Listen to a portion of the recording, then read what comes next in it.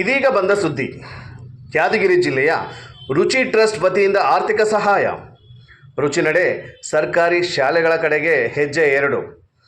ಸರ್ಕಾರಿ ಶಾಲೆ ಮಗುವಿಗೆ ಕಲಿಕಾ ಪರಿಕರಗಳ ಖರೀದಿಗೆ ಆರ್ಥಿಕ ಸಹಾಯ.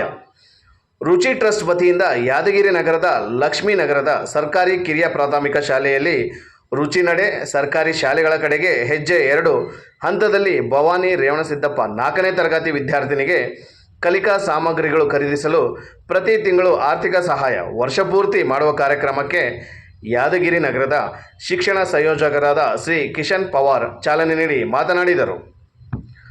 ರುಚಿ ಟ್ರಸ್ಟ್ ಯಾವಾಗಲೂ ಸರ್ಕಾರಿ ಶಾಲೆಗಳ ಸುಧಾರಣೆಗೆ ಬಹಳ ಪ್ರಾಮುಖ್ಯತೆ ನೀಡುತ್ತಲೇ ಬಂದಿದೆ.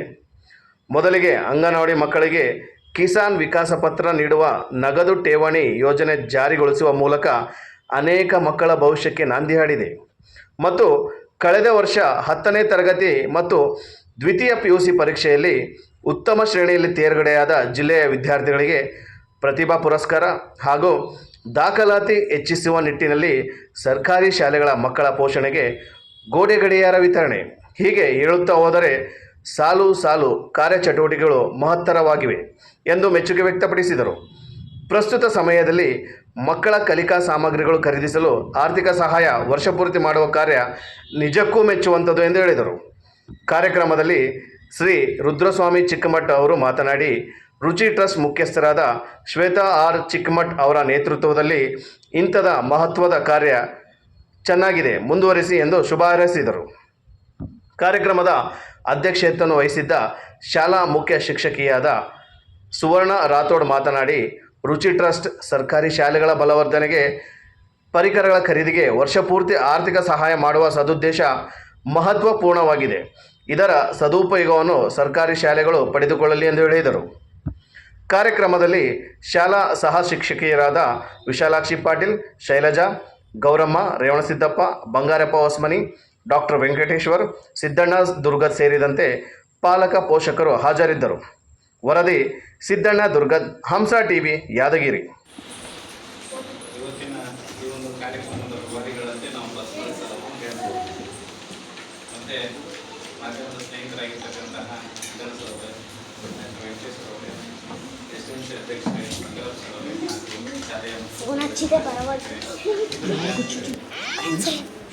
ಬಹಳ ಸಂತೋಷದ ವಿಷಯ.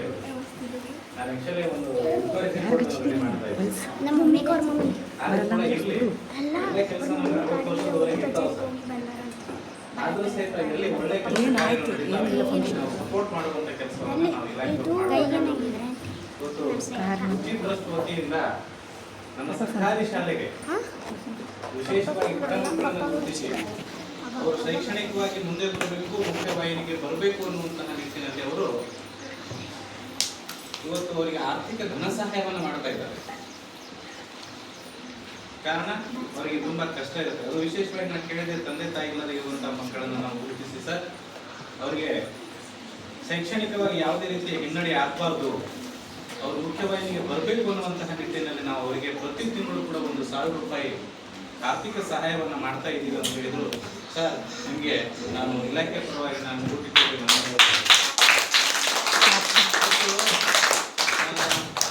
ದುಡ್ಡಿದ್ದವ್ರು ಯಾರು ದಾನ ಮಾಡಲ್ಲ. ಆದರೆ ಇವತ್ತು ನಮಗೆ ನಮ್ಮ ದೇಶದಲ್ಲಿ ನಮ್ಮ ಪ್ರಕೃತಿ ನಮಗೆ ಸಾಕಷ್ಟು ಕೊಟ್ಟಿದೆ. ಆದರೆ ನಾವು ಇವತ್ತು ಈ ಪ್ರಕೃತಿಯಲ್ಲಿ ಈ ದೇಶಕ್ಕಾಗಿ ಸಮಾಜಕ್ಕಾಗಿ ನಾವು ಏನು ಕೊಡ್ತಾ ಇಲ್ಲ.